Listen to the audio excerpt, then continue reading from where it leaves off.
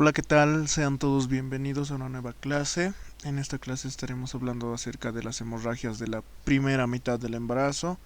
Vamos a hacer un resumen bastante completo de los tres temas que nos incumben, que sería el aborto, el embarazo ectópico y la enfermedad trofoblástica. Muy bien, entonces comencemos. Muy bien, hablemos de las tres entidades que nos incumben en las hemorragias de la primera mitad del embarazo. Primero, el aborto, la cual es la más frecuente; segundo, el embarazo ectópico; y tercero, la enfermedad trofoblástica. Comencemos con el aborto.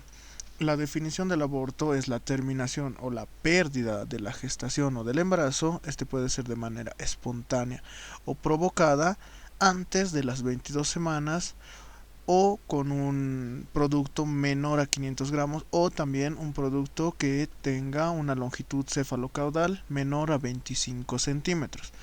Acá una pequeña parte para recordar es: al decir que es un aborto, una pérdida espontánea, quiere decir que es una pérdida de manera natural y la provocada va a ser de tipo criminal o terapéutica.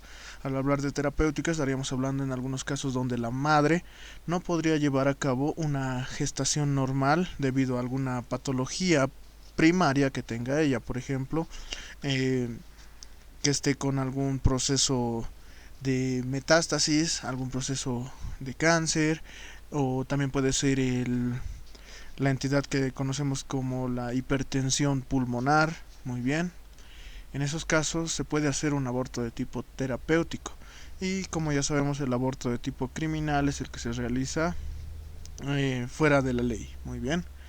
Entonces, el aborto se da, como les indiqué, menor a las 22 semanas, pero este lo vamos a dividir en dos subgrupos: el que es menor a las 12 semanas y el que es entre las 12 a las 22 semanas de gestación. Muy bien.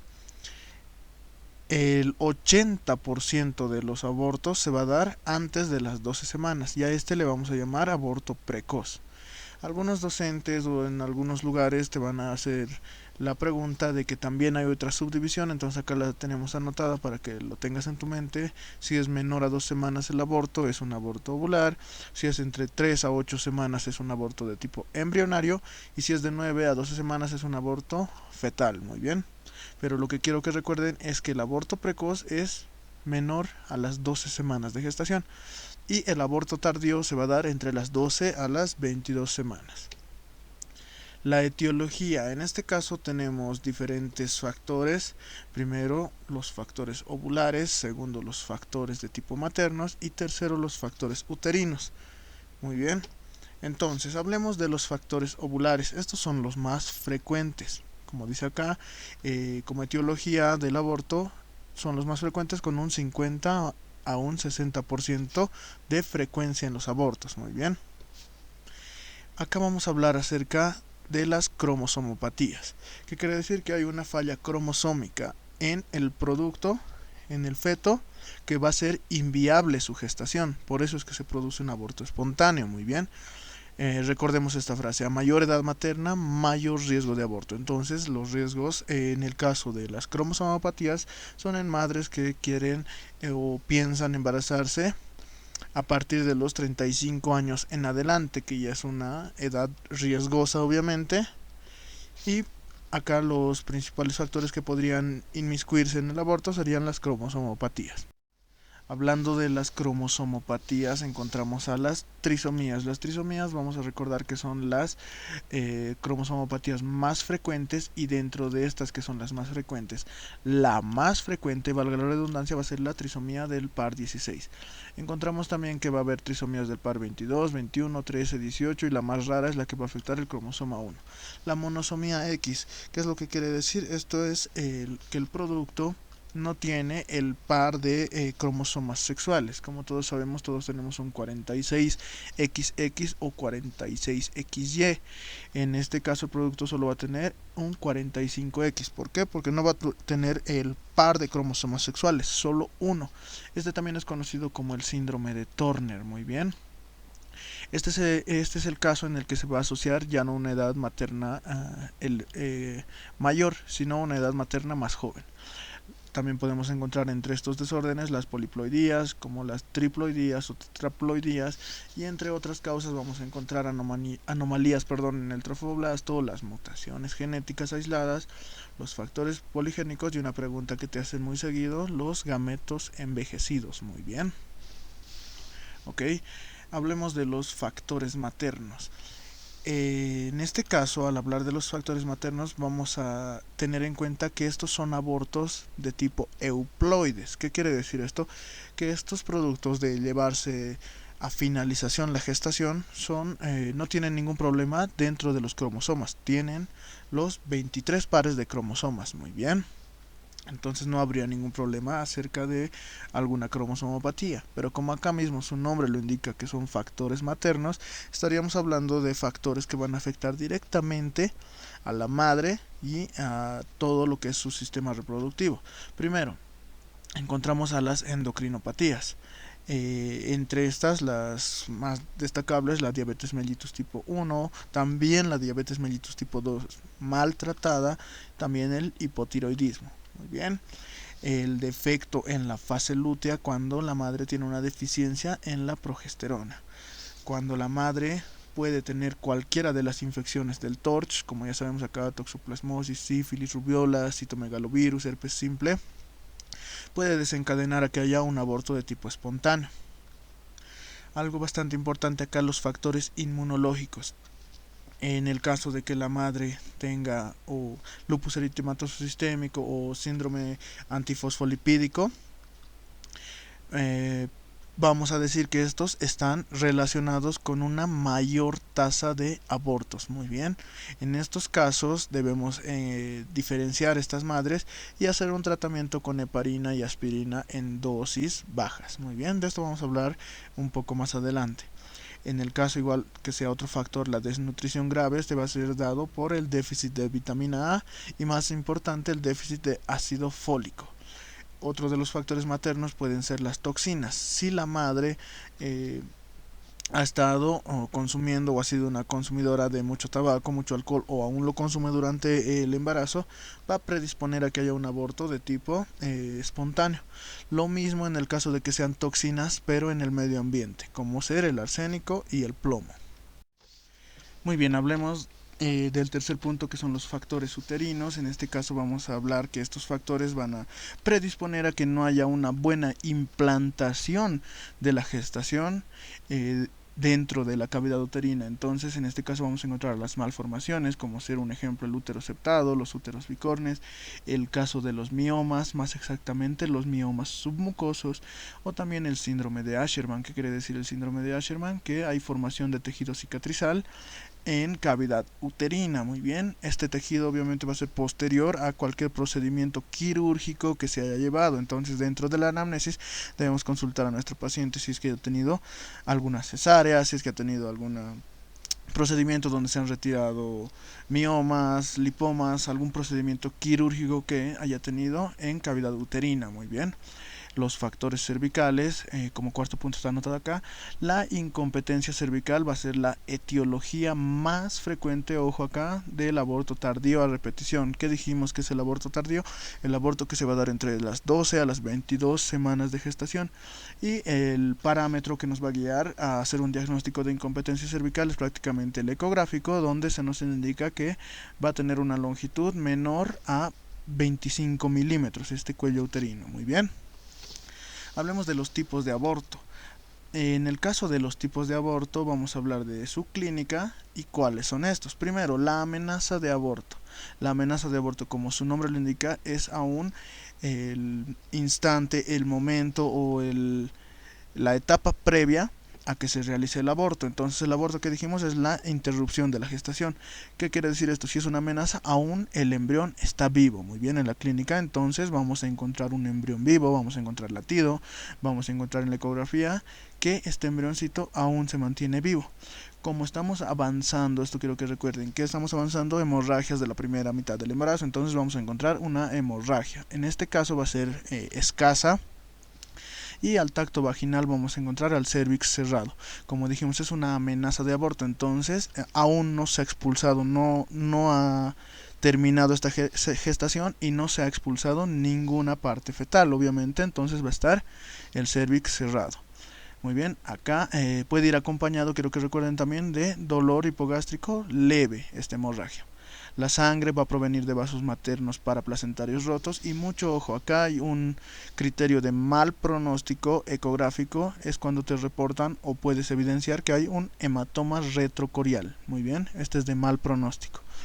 En el caso de hacerse un buen tratamiento y de superar la amenaza de aborto, no va a haber ningún daño fetal tras este. Muy bien, ese producto va a ser viable. El aborto diferido, acá se los voy a anotar, como su nombre indica, también se llama aborto retenido. Entonces, ¿qué quiere decir esto? El aborto diferido o retenido es la retención de una gestación no evolutiva durante semanas. Muy bien. Entonces, al decir que es un aborto aún retenido, ¿qué vamos a indicar primero? Que ya hay un aborto, entonces ya está el embrión muerto. Muy bien. O en el segundo caso, que ya vamos a encontrar un saco gestacional, pero sin ningún embrión, ausencia de embrión, y esto se llama huevo güero. Dentro de la clínica vamos a encontrar hemorragia, como les dije, en todos estos vamos a encontrar hemorragia. Esta puede ser un poco mayor a la de la amenaza de aborto o también puede ser escasa. Al decir que es un aborto retenido, quiere decir que no ha habido expulsión de ninguna parte fetal. Entonces, ¿qué vamos a encontrar en el cérvix? Un cérvix cerrado. Y también se va a acompañar de dolor, puede ser leve o puede ser de moderada intensidad. Como les dije, vamos a encontrar acá dos entidades. Al decir que es un aborto retenido, vamos a encontrar primero al embrión muerto, que está retenido en cavidad uterina, o solo al saco gestacional, pero sin ningún embrión. Muy bien. Ahora, para llegar a este diagnóstico debemos hacer sí o sí una ecografía transvaginal. Primero hablemos del embrión muerto. ¿Cuándo vamos a decir que es un embrión muerto? Cuando en la ecografía encontremos una longitud cefalocaudal mayor a 7 milímetros y sin latido. Mucho ojo acá, si es menor a 7 milímetros, si es 6 milímetros, si es 6.5, 6.7, 6.9 y aún no, como les digo acá, aún no hay latido, vamos a darle chance a ese embrión a llegar a los 7 milímetros. Entonces mandamos a la paciente a hacer una reconsulta dentro de una semana. Muy bien, para ver si es que ese embrión prácticamente ya tiene latido cuando sea superior a 7 milímetros, o simplemente vamos a clasificarlo como un embrión muerto, ya hay 7 milímetros sin latido. La otra entidad es el huevo güero o la ausencia de embrión, como se les estoy marcando acá. Igual, el diagnóstico va a ser por ecografía transvaginal, y dentro de esta ecografía transvaginal vamos a encontrar que el diámetro medio del saco gestacional va a ser mayor o igual a 25 milímetros, pero no vamos a encontrar ningún embrión ahí. Y mucho ojo acá, igual, lo mismo, si encontramos un diámetro medio del saco gestacional menor a 25 milímetros, que sea 24 milímetros, vamos a darle chance a este embrioncito a que pueda aparecer dentro de una semana más. Muy bien, entonces se hace una reconsulta con otra ecografía dentro de una semana. En el caso de tener estos parámetros ya podemos diagnosticarlo como un aborto diferido o retenido. Muy bien. Ahora mucho ojo acá, en estos abortos va a haber mucho riesgo de coagulación intravascular diseminada. ¿Por qué? Porque este mismo saco gestacional o el embrión muerto va a degradar prácticamente los factores de coagulación. Entonces va a haber liberación de tromboplastinas placentarias, y en este caso sería bueno solicitar laboratorios de el fibrinógeno o el dímero D. Muy bien, para prácticamente ver si esta madre no estaría presentando una coagulación intravascular diseminada.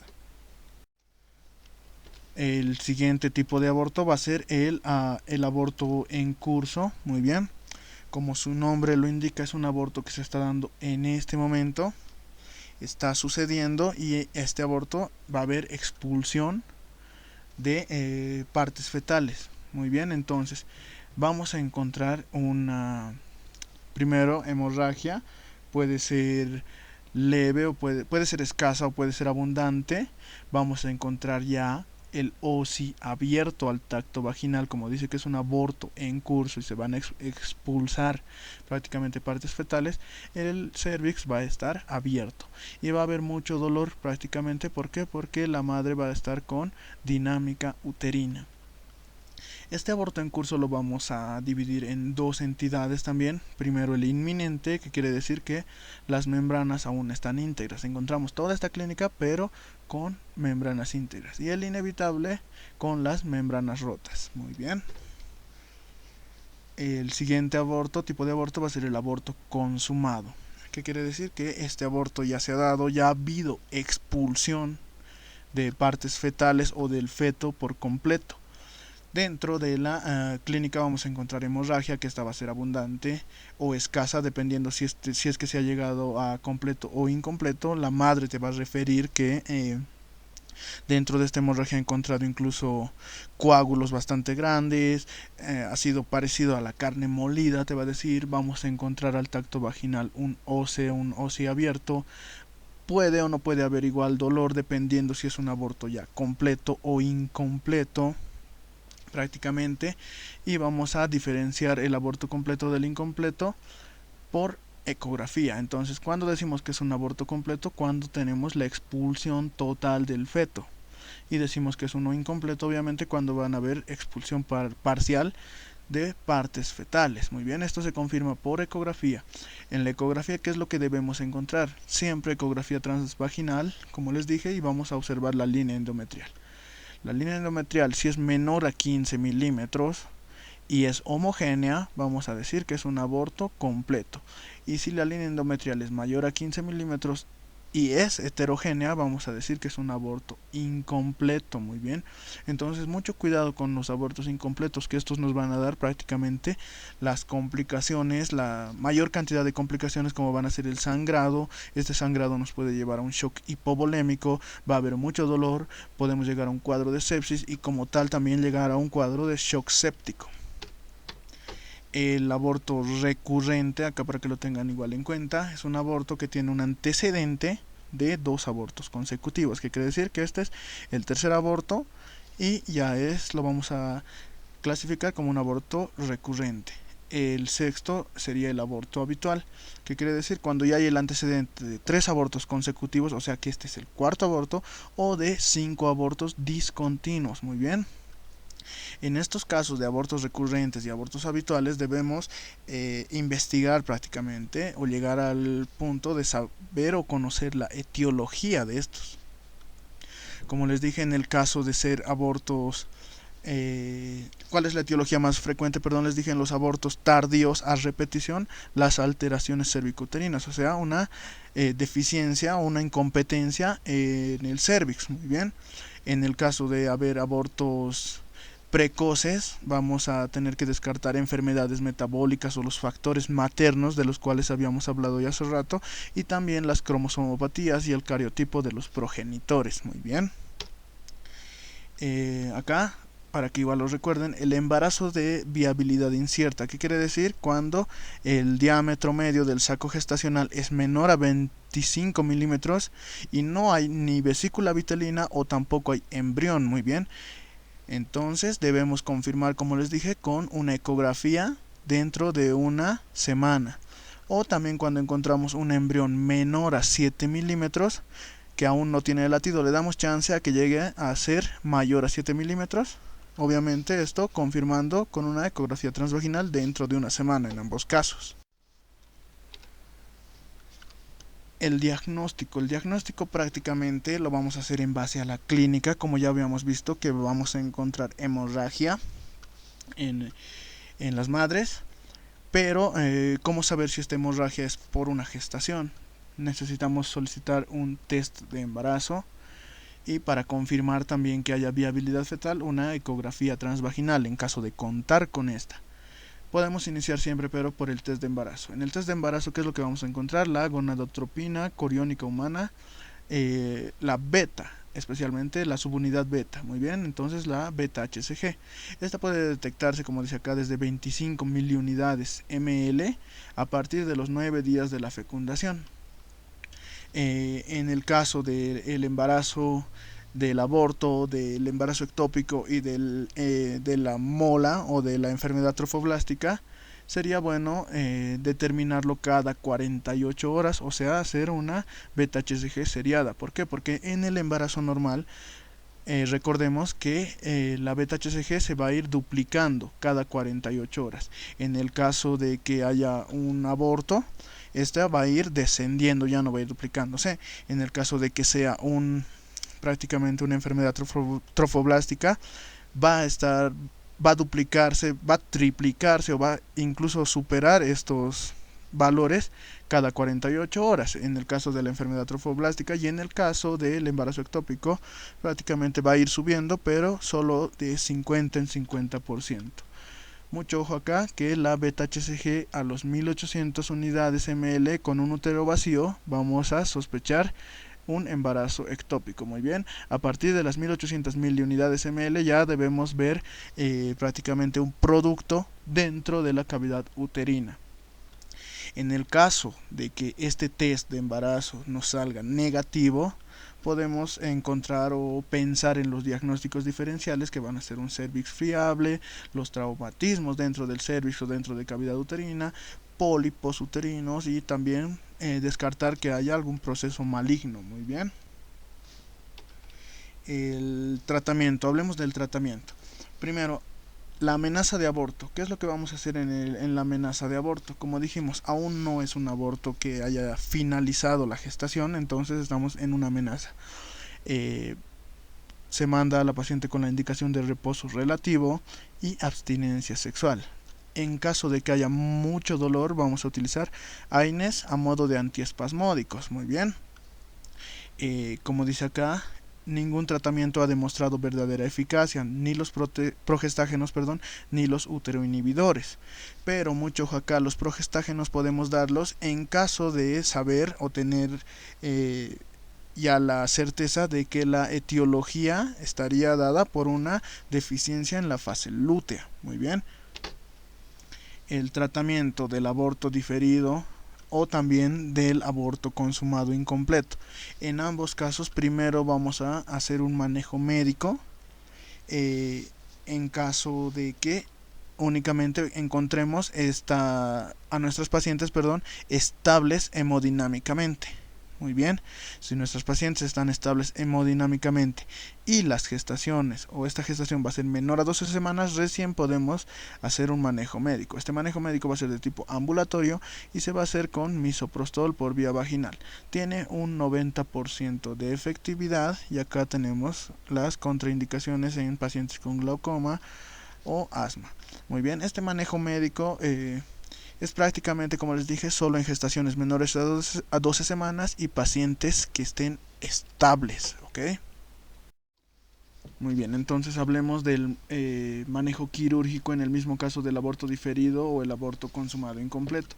El manejo quirúrgico va a depender primero de la edad gestacional y segundo de la estabilidad hemodinámica de la paciente. En el caso de que encontremos una paciente con una gestación menor a 12 semanas, un aborto que sea de una gestación menor a 12 semanas y la paciente esté hemodinámicamente estable, vamos a realizar o se va a realizar un ameo.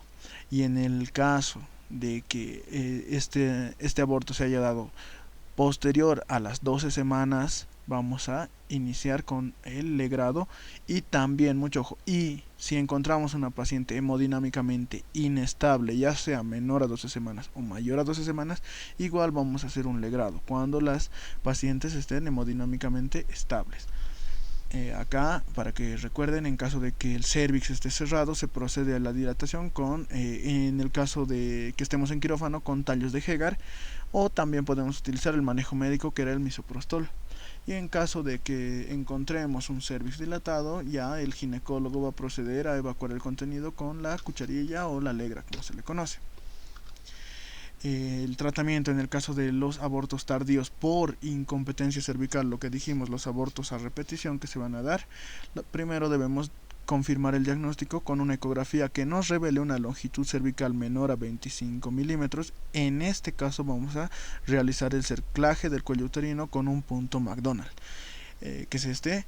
Muy bien, este manejo, este tratamiento se va a dar entre las 12 a 16 semanas, solo entre estas semanas, muy bien, no se puede posterior a estas ni previo a estas. Entonces, le llamamos primario o profiláctico entre las 12 a las 14 semanas y le vamos a llamar secundaria o terapéutica a las 16 semanas, muy bien. Este se va a retirar a las 36 semanas, este punto, o en el caso de que se inicie el trabajo de parto previo a las 36 semanas, también va a depender mucho del criterio médico que se tenga en ese momento. El aborto por la insuficiencia lútea, como les dije, en este caso de encontrar este factor, vamos a utilizar la progesterona micronizada para que esta nos ayude con el endometrio secretor o la decidua, obviamente. En el caso de una amenaza de aborto por infección, vamos a primero identificar cuál de las infecciones TORCH ha sido, pero las que mayor incidencia tienen, las que están con mayor frecuencia, son la clamidia y el micoplasma, que los vamos a tratar con macrólidos. En el caso de los abortos por síndrome antifosfolipídico, como les indiqué, vamos a utilizar la heparina de bajo peso molecular, que es la enoxaparina, o también aspirina en dosis bajas. Muy bien, las complicaciones del aborto. Como les indiqué, primero vamos a encontrar la coagulación intravascular diseminada, esto en el caso de los abortos retenidos, como acá está su otro nombre, frustros o diferidos también.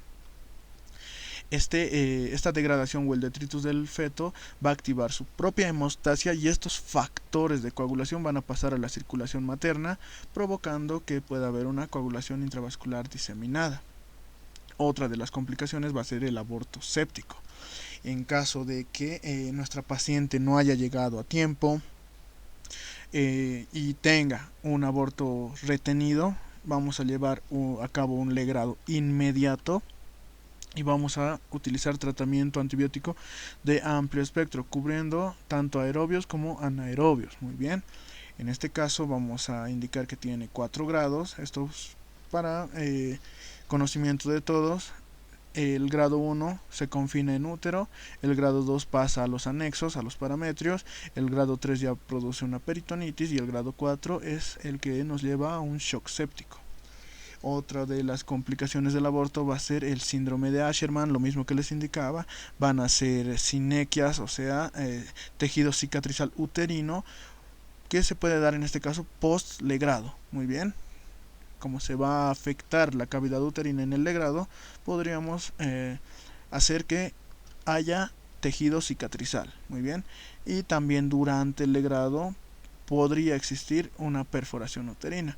En ese caso, debemos preguntarnos si nuestra paciente se mantiene hemodinámicamente estable. Vamos a hacer un tratamiento conservador, esto obviamente dependiendo del criterio del ginecólogo, en base a manejo médico, a medicamentos, o si encontramos a la paciente con una inestabilidad hemodinámica, vamos a hacer un procedimiento quirúrgico, obviamente igual dependiendo del criterio del ginecólogo, que podría llegar incluso a una histerectomía. Para considerar, recordemos lo que hablamos, el síndrome antifosfolipídico, en este caso el tratamiento, ¿qué es lo que vamos a hacer? En caso de que haya presencia de anticuerpos antifosfolípidos sin un antecedente de trombosis ni tampoco un antecedente de aborto, no requiere tratamiento. Algunos autores van a indicar aspirina en dosis bajas. Cuando encontramos la presencia de anticuerpos antifosfolípidos y el antecedente de un aborto precoz, o sea, menor a las 12 semanas, vamos a utilizar la aspirina en dosis bajas, y también algunos autores indican que vamos a utilizar heparina también en dosis bajas. Muy bien, enoxaparina en este caso. Y cuando encontramos presencia de anticuerpos antifosfolípidos con el antecedente ya de una trombosis y también muerte fetal, sí o sí vamos a hacer el tratamiento en base a aspirina y heparina de manera prolongada, y vamos a recomendar suplementar a esta paciente con calcio y con vitamina D. Para recordar igual lo que es la insuficiencia cervical, recordemos que es una dilatación indolora, mucho ojo, no va a producirle dolor a la paciente del cuello uterino. Esta se va a producir durante el segundo trimestre, pero no se hace evidente hasta las 16 semanas. Muy bien, entonces mucho cuidado con esto. La etiología, en algunos casos vamos a relacionarlo con traumatismo cervical. En este caso, cuando las pacientes salen con un PAP positivo, se realiza la conización. Entonces, mucho ojo con estas pacientes que tengan un antecedente de conización. Muy bien. El diagnóstico, como les indiqué, va a ser prácticamente primero vamos a encontrar al tacto vaginal 2 a 3 centímetros de la dilatación del cérvix. Esto a la exploración. Vamos a encontrar que nuestra paciente tiene antecedente de abortos tardíos, partos pretérminos o embarazos múltiples, y lo más importante, en la ecografía debemos hacer una cervicometría. Vamos a encontrar que en la longitud cervical para decir o para diagnosticar una insuficiencia cervical va a ser menor a 25 milímetros. En caso de ser mayor a esta, lo estaríamos descartando. El tratamiento, lo mismo ya les indiqué, es el cerclaje entre las 12 a las 16 semanas, que va a consistir en una técnica quirúrgica para cerrar el cérvix. Este cerclaje se va a retirar a las 36 semanas o antes si es que se desencadena el trabajo de parto o si aparece una infección intrauterina. Muy bien, hablemos de la segunda patología, el segundo tema dentro de las hemorragias de la primera mitad del embarazo, que sería el embarazo ectópico. Muy bien. ¿Qué es el embarazo ectópico? Como siempre les dije de manera lógica, ¿qué dice su nombre? Es un embarazo. Ecto quiere decir fuera, ¿no ve? Endo, dentro. Entonces, ectópico, embarazo fuera de la cavidad uterina. La definición es la implantación o la gestación que sea fuera de la cavidad uterina. Lo principal o lo más común va a darse en los anexos. Muy bien. Entonces la implantación se va a dar mayormente en las trompas de falopio, también podría ser en el mismo ovario, en la cavidad abdominal también, o por fuera, en cualquier parte fuera del útero. La etiología, como acá dice, el denominador común es el retraso en el transporte del óvulo. Recordemos que el óvulo va a viajar por toda la trompa de falopio hasta llegar al útero. Entonces, si va a haber un retraso, este se va a implantar donde se encuentre en el día 6 a 7 post fecundación. Muy bien, entonces va a haber un retraso y esta implantación se va a dar en el camino hacia el útero. Muy bien. Ok, los factores de riesgo, como siempre te van a enseñar o te han indicado tus docentes, mayormente en ginecología, el principal factor de riesgo de una patología ginecológica va a ser la misma patología pero de manera previa. Entonces el principal factor de riesgo va a ser un embarazo ectópico previo. Otro factor de riesgo sería una cirugía tubárica previa, que es lo que quiere decir que de alguna manera se haya afectado o se haya fibrosado la trompa de falopio. Esa es la que nos va a dar mayor riesgo relativo. Mucho ojo, eso es una pregunta de examen. Muy bien. La enfermedad pélvica inflamatoria, esta es obviamente más frecuente en mujeres jóvenes con diferentes parejas sexuales.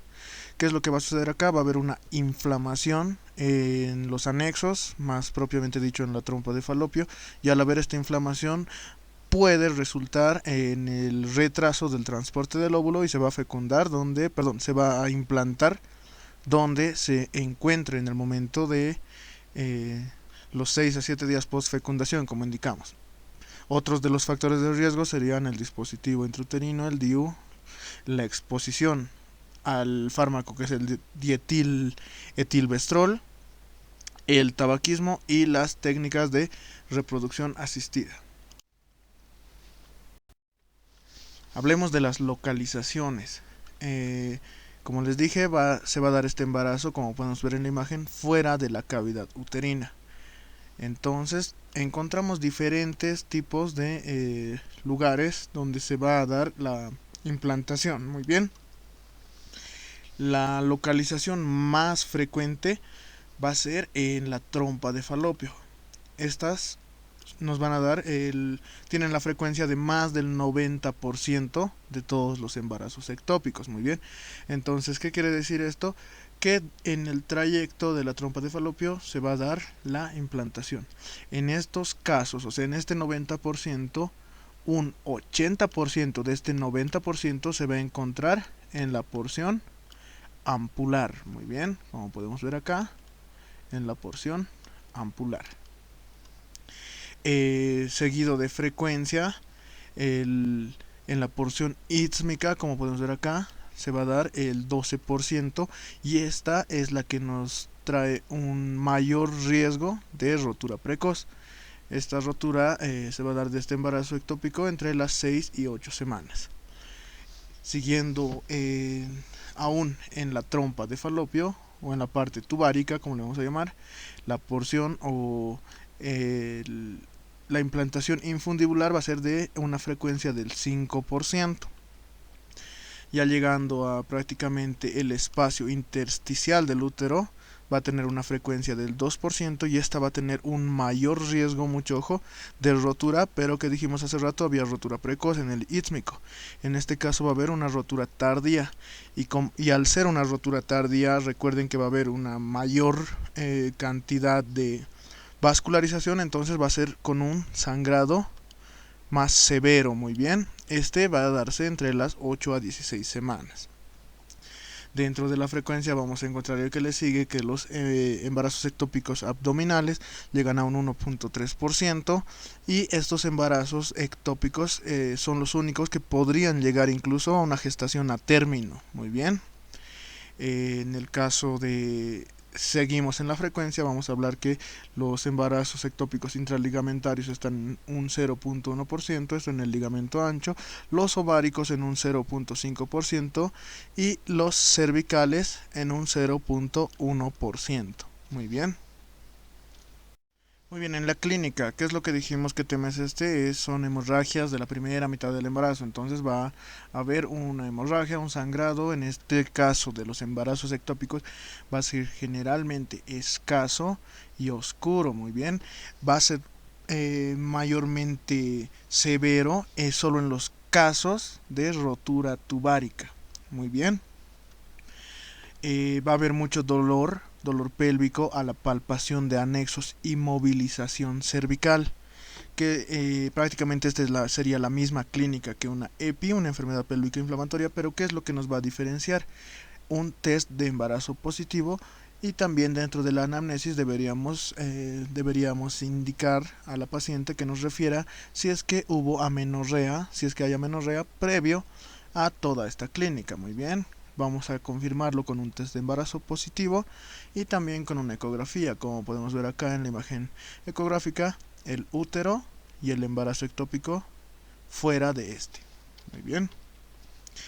El diagnóstico. Primero vamos a observar obviamente la clínica, y vamos a hacer un diagnóstico en base, o vamos a confirmar el diagnóstico, perdón, en base a la ecografía transvaginal. Este es el primer paso, en el cual vamos a evidenciar un saco gestacional, obviamente fuera de la cavidad uterina. Dentro de nuestro diagnóstico, algo muy importante es la beta-HCG. ¿Qué es lo que dijimos en un embarazo normal? Normalmente se va a duplicar cada 2 días, o sea, cada 48 horas. Duplica su valor, y en el caso de que sea un embarazo ectópico va a crecer aproximadamente solo el 50% cada 48 horas, o sea, cada 2 días. Muy bien. En caso de que tengamos una beta-HCG positiva y encontremos valores de 1500 más una ecografía vacía, vamos a solicitar una beta-HCG serial, o sea, una beta-HCG el laboratorio cada 2 días, para observar si es que se están duplicando o solo si es que está creciendo el 50%, para confirmar nuestro diagnóstico. Muy bien. Y en el caso de encontrar una beta-HCG mayor a 1500 más una ecografía vacía, debemos buscar una masa paranexial, obviamente, o también líquido libre en cavidad peritoneal, para que sea una sospecha de embarazo ectópico. Obviamente se va a confirmar en caso de encontrar el saco gestacional fuera de la cavidad uterina. El diagnóstico de confirmación es por laparoscopía, o sea, se supone que La confirmación nos lo va a dar la laparoscopía y también la anatomía patológica, o sea, patología. Pero no podemos esperar a este diagnóstico prácticamente en caso de que nuestra paciente se encuentre hemodinámicamente inestable. Entonces, por eso debemos hacer el diagnóstico o basarnos el diagnóstico en base a la clínica y a la ecografía. Muy bien, hablemos acerca del tratamiento. El tratamiento se va a basar en tres diferentes conductas que vamos a tomar con nuestros pacientes. La primera conducta es la conducta expectante, o sea, debemos observar este embarazo ectópico, cómo es que va a evolucionar. En el caso de encontrar una paciente asintomática y encontremos en su ecografía la presencia de un embarazo tubárico, más específicamente en región ampular, no haya sangrado, no haya datos de dolor y la beta HCG sea menor a 1000 miliunidades, vamos a utilizar esta conducta expectante, vamos a hacer un seguimiento ecográfico y con beta HCG seriada de manera semanal. Muy bien, en este caso las pacientes nos llegan en forma de un control rutinario. ¿Por qué? Porque prácticamente acá está asintomática. Entonces la paciente no ha venido porque ha habido un sangrado, no ha venido nada. Ha venido porque ella tiene una amenorrea y quiere hacer un control de rutina o un control para saber si está embarazada. Y nosotros repentinamente encontramos dentro de su ecografía o su beta HCG estos datos. Muy bien, entonces a esta paciente le vamos a indicar que vamos a tener una conducta expectante, vamos a seguir con ecografía viendo que este embarazo tubárico no vaya creciendo en diámetro en la ecografía y que la beta HCG, obviamente, como indicamos, en un embarazo ectópico va a ir progresando de 50% en 50% cada 48 horas. En este caso, si hay una resolución espontánea, como dice acá, la beta HCG va a disminuir, igual lo mismo, el diámetro ecográfico del embarazo va a disminuir. En el 10% de estos casos de los abortos tubáricos, perdón, en el 10% de los embarazos tubáricos vamos a encontrar un aborto tubárico, que quiere decir que ha habido una resolución espontánea y se ha reabsorbido. Esto entonces va a indicar que ese caso ya no necesita ningún otro manejo. Pero mucho ojo, en el 90% de estos casos va a existir una rotura tubárica. Entonces mucho ojo, hay que tener mucho cuidado con esta conducta expectante. Hay que hacer este seguimiento para saber qué otra conducta podríamos tomar. Muy bien. En el 90% de los restantes, como indicamos, va a haber poca distensión en la porción tubárica, en la trompa de falopio. Y como hay poca distensión al ir creciendo el embarazo ectópico, va a producir la rotura de estas paredes, lo cual va a producir una hemorragia intensa. En la ecografía vamos a ver líquido libre en cavidad, vamos a encontrar metrorragia, vamos a encontrar mucho dolor en la paciente, inestabilidad hemodinámica. Entonces mucho cuidado con este 90% de los casos. Muy bien, ¿qué es lo que debemos hacer? Este es el seguimiento. El segundo o la segunda conducta que vamos a tomar es la del tratamiento médico. Este igual va a ser en base a metotrexate en pacientes que estén con estabilidad hemodinámica. ¿Qué quiero decir? Que otra vez, la paciente ha llegado por un control por su amenorrea y hemos llegado a un diagnóstico de un embarazo ectópico. Entonces debemos tener en cuenta que para darle el tratamiento médico debemos observar que no haya un embarazo ectópico roto, que no se haya roto, no haya datos de sangrado, o sea que no haya líquido libre en cavidad y la beta HCG sea menor a 2000 miliunidades ml. Muy bien, si contamos con estos criterios vamos a darle el tratamiento en base a metotrexate y vamos a añadir ácido folínico para prevenir su toxicidad. Acá tenemos las contraindicaciones absolutas del uso de este medicamento en el caso de que la paciente esté en lactancia o tenga una disfunción ya sea renal, hepática, pulmonar o hematológica. En el caso igual de enfermedad acidopéptica o hipersensibilidad, que quiere decir alergia al fármaco. En el caso de una contraindicación relativa, hablaríamos de que no vamos a dar un tratamiento en base a metotrexate a pacientes en las que encontremos un saco gestacional mayor a 3.5 centímetros y o también la actividad cardíaca embrionaria. En este caso vamos a mandar al siguiente tratamiento, que es el tratamiento quirúrgico. En el caso del tratamiento quirúrgico vamos a realizarlo por dos opciones, o la laparoscopía o la laparotomía. Muy bien. Esto va a depender mucho de la estabilidad hemodinámica de nuestra paciente. En el caso de que la paciente se encuentre con toda la clínica que indicamos, que haya sangrado, que haya dolor y que encontremos un embarazo ectópico, ya sea roto, podríamos hacer una laparoscopía solo en caso de que la paciente esté hemodinámicamente estable. ¿Qué quiere decir? Que no haya un shock hipovolémico, que las presiones arteriales se encuentren dentro de rango, y en el caso de que sí haya shock, datos de shock, haya datos de una rotura con sangrado profuso, prácticamente vamos a utilizar o vamos a hacer una laparotomía. Dentro de estas dos opciones de tratamiento quirúrgico, vamos a preferir obviamente primero la laparoscopía, aunque esto mucho va a depender de nuestra paciente y los deseos genésicos que tenga, para saber si es que aún quiere tener hijos. Si es joven va a querer obviamente tener hijos, si es bastante mayor tal vez ya tiene sus deseos genésicos cumplidos. También debemos decidir esto en base a la localización del embarazo ectópico. Muy bien, la primera técnica que vamos a utilizar es una técnica conservadora que se llama la salpingostomía lineal. Como su nombre lo indica, vamos a hacer un corte. Ostomía, estamos haciendo un corte donde se va a conservar la trompa y vamos a retirar el embarazo ectópico por el lado del borde libre, o sea, el borde antimesentérico. Muy bien, y vamos a realizar el aspirado del contenido ovular. En esto debemos tener en cuenta que necesitamos un par de parámetros, que van a ser un saco gestacional pequeño menor a 4 centímetros y que esta trompa de falopio no haya sido intervenida en alguna vez anterior, o sea que tenga poca fibrosis también. En el caso de escoger una salpingectomía total, ¿qué quiere decir? Ectomía, extirparlo, ¿no es verdad? Entonces, en el caso de tener que extirpar por completo la trompa afectada, vamos a hacerlo en pacientes que tengan sacos gestacionales mayores a 4 centímetros o que estén muy fibrosados. Obviamente se va a proceder a retirar toda la trompa de falopio y prácticamente vamos a preferir hacer este procedimiento por laparotomía. La salpingostomía se puede hacer por laparoscopía, como también se podría hacer por laparotomía, pero está como primera opción la laparoscopía. Muy bien.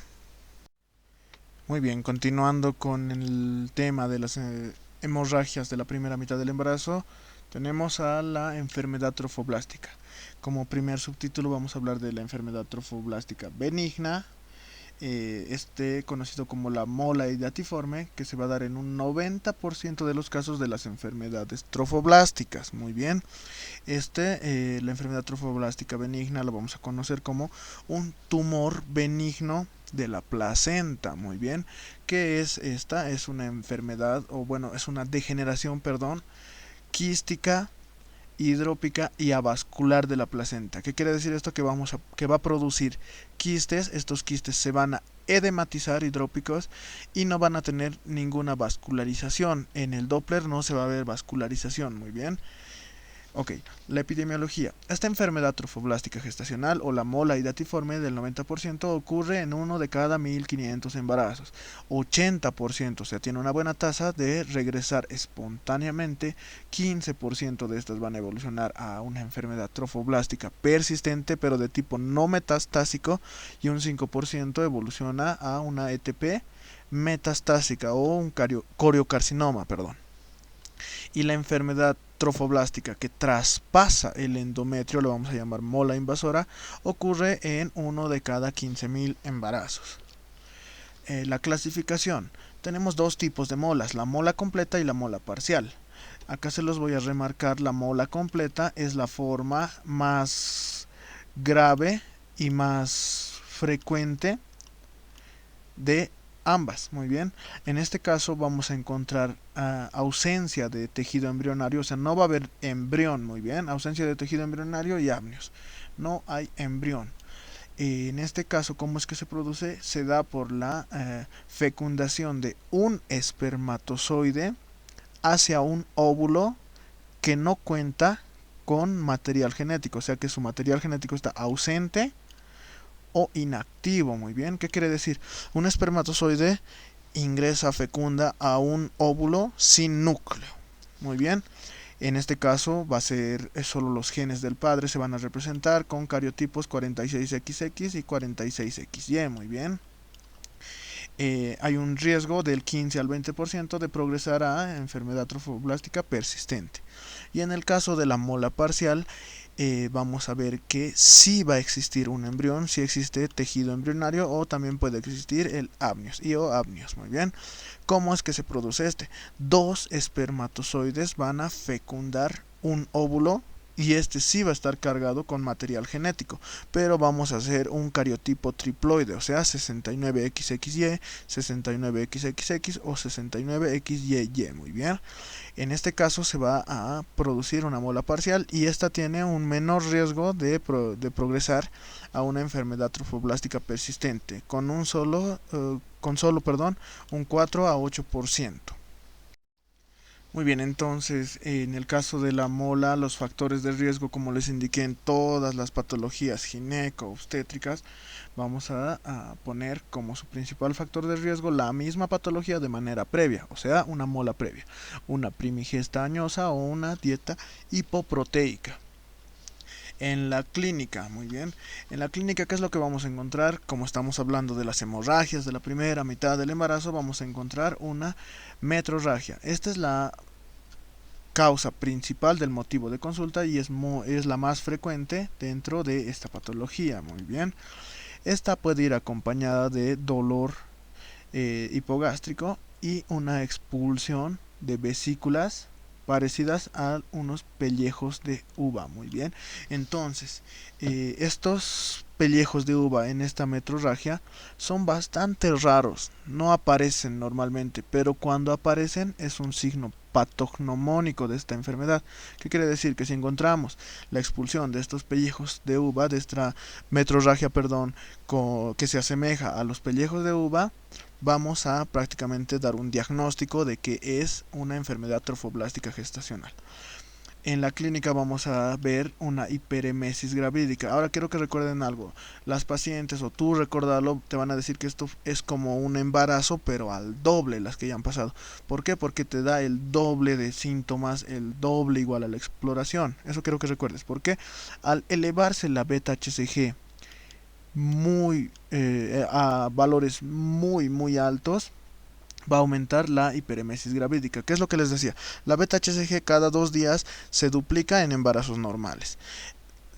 Cada 2 días aumenta un 50% en el caso de un embarazo ectópico, pero en el caso de que haya una enfermedad trofoblástica se van a disparar estos valores. Muy bien, van a llegar a prácticamente valores de más de 100.000 miliunidades por ml. Entonces esto es lo que aumenta la clínica. Vamos a encontrar en la clínica una pseudo preeclampsia. Recordemos, la preeclampsia es la hipertensión arterial que se encuentra en la persona, en la paciente gestante a partir de la semana 20 de gestación, o sea, de la segunda mitad, acompañada de proteinuria y puede ser también falla orgánica. Muy bien, entonces, ¿qué es lo que va a pasar? En la primera mitad, antes de la semana 20 de gestación, vamos a encontrar hipertensión arterial elevada más proteinuria. ¿Esto qué quiere decir? No es una preeclampsia, es una pseudo preeclampsia, que es un dato clínico que nos va a manejar la enfermedad trofoblástica. Muy bien. Otra parte de la clínica vamos a hablar del hipertiroidismo que se va a producir obviamente por la tirotoxicosis. Recordemos que la HCG para el embarazo, ¿cuál es la que pedimos? Es la beta HCG. ¿Por qué no la alfa? Porque la alfa HCG, la otra subunidad, tiene una prácticamente es bastante parecida a la TSH, ¿ok? Esta va a compartir la similitud con la subunidad alfa. Entonces, la hormona estimulante de la tiroides se va a ver aumentada. Muy bien, por eso el hipertiroidismo. En la exploración, lo que les dije es como un super embarazo, les dije es como un embarazo al doble. Entonces, en el caso de una mola total, vamos a ver que esta altura uterina va a estar más pronunciada, va a ser mucho mayor a la edad gestacional. En el caso de las molas parciales, sí va a ser acorde a la edad gestacional. En la exploración también, al palpar anexos, vamos a encontrar tumoraciones ováricas. ¿Por qué? Porque igual se eleva la HCG, como les dije, a valores muy altos, y la subunidad alfa HCG también se comparte con la hormona FSH y LH. Entonces la hormona folículo estimulante y la luteinizante van a producir lo que son los quistes tecaluteínicos. Estos no requieren tratamiento, como dice acá, van a regresar espontáneamente al ser evacuada la mola. Muy bien, son productores de progesterona, o sea, van a mantener este pseudo embarazo, igual, por llamarlo así, van a mantener esta patología. El diagnóstico. El diagnóstico se basa en la exploración prácticamente ecográfica y la determinación de beta-HCG, obviamente conjunto a toda la clínica que ya hemos visto. Esto obviamente debido al desarrollo que vamos a tener en esta enfermedad. Como les dije, los valores de la beta-HCG, del HCG, van a superar fácilmente los 100.000. Se ven valores de 200.000, 300.000, hasta 1.000.000 incluso en esta patología. En la ecografía, como podemos ver acá, vamos a encontrar una cavidad ocupada por una multitud de ecos de baja amplitud. A esto le llaman, o es conocido prácticamente como una imagen en panal de abejas, en copos de nieve, algunos le llaman, o también en racimo de uva. Muy bien. Y lo mismo que les dije, es una degeneración que dijimos quística, que esto nos va a producir las formitas de racimo de uvas, de copos de nieve. Es quística hidrópica, que quiere decir que estos se están sobrecargando, se van a edematizar, pero que también es avascular. Entonces, si colocamos el Doppler, no vamos a encontrar ningún flujo sanguíneo. El diagnóstico de certeza se proporciona tras el legrado, tras hacer la evacuación por la anatomía patológica. Muy bien. El tratamiento. Este tratamiento va a constar de dos partes. La primera parte es la evacuación de la mola. Sí o sí debemos hacer la evacuación de esta mola.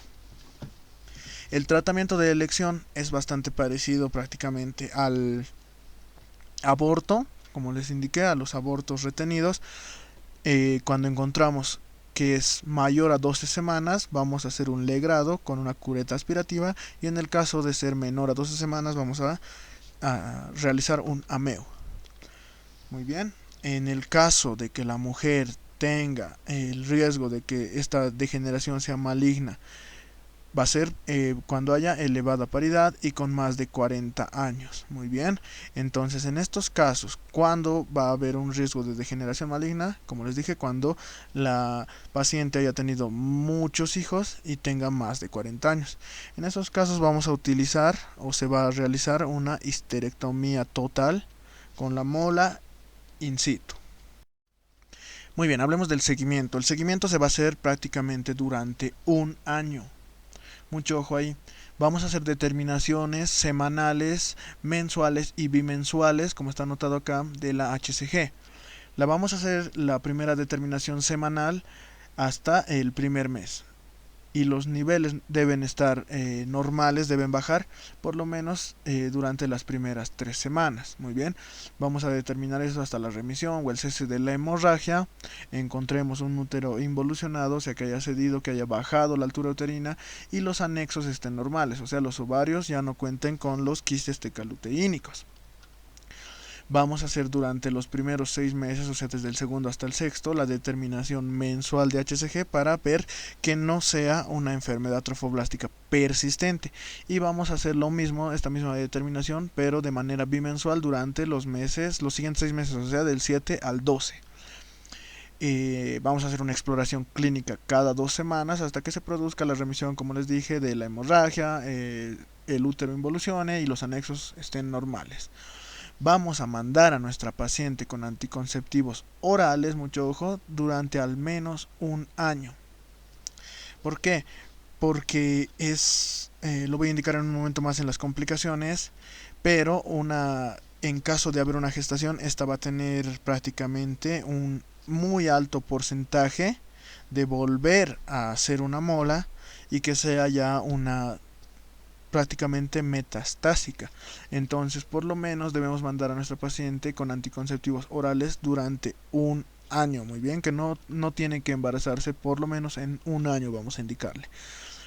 Vamos a mandar una radiografía de tórax. Bueno, en este caso se indicaría mucho mejor una tomografía para que al momento de que evacuemos la mola descartemos alguna afectación extrauterina, o sea que no haya afectación en otros órganos.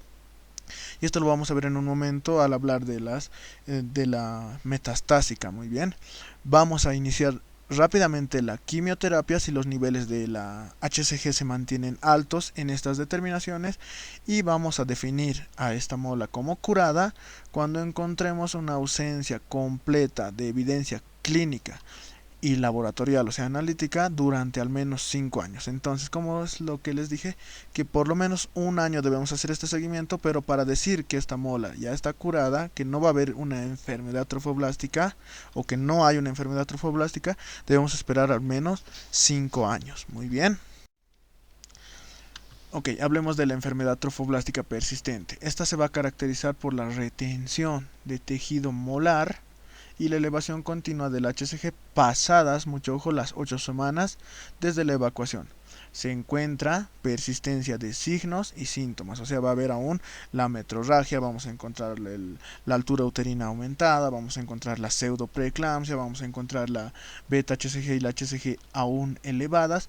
Esto nos indica que estamos ante una enfermedad trofoblástica persistente.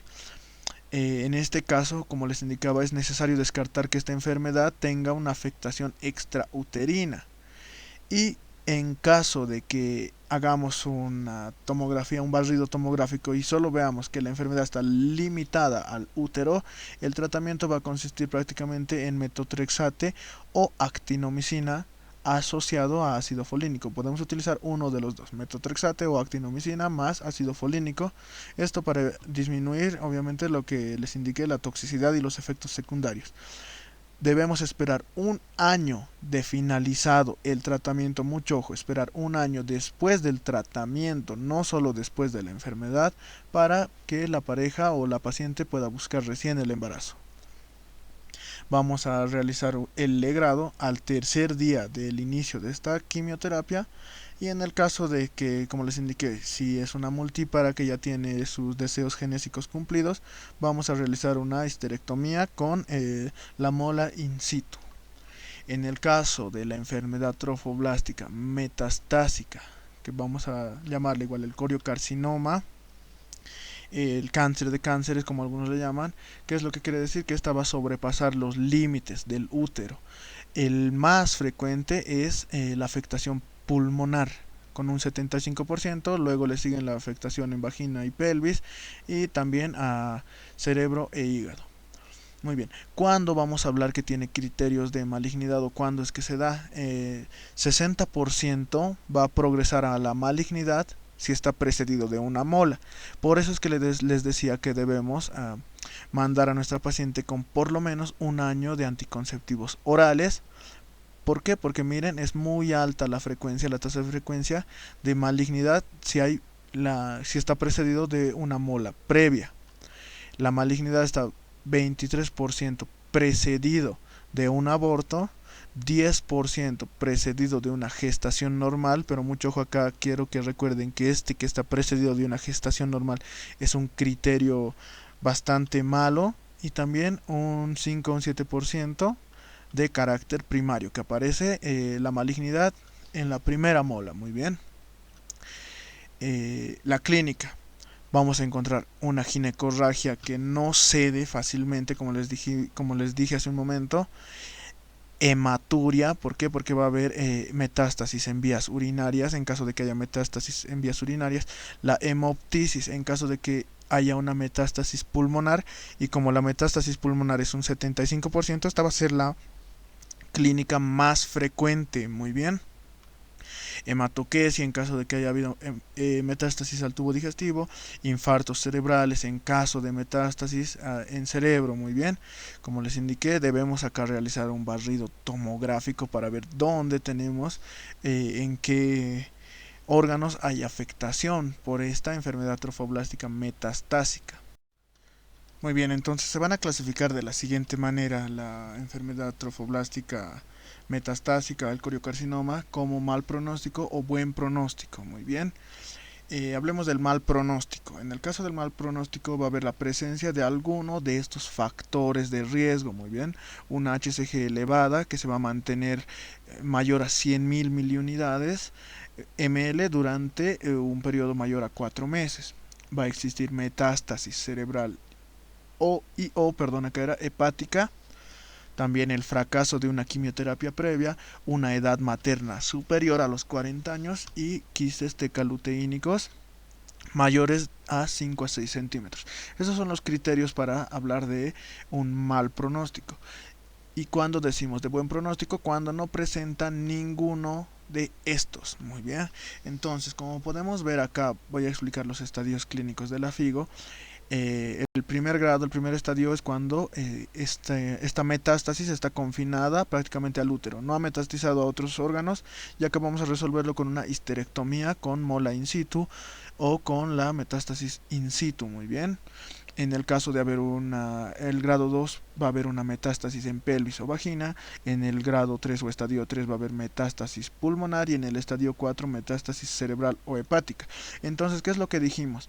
Es de mal pronóstico cuando hay metástasis cerebrales y o hepáticas.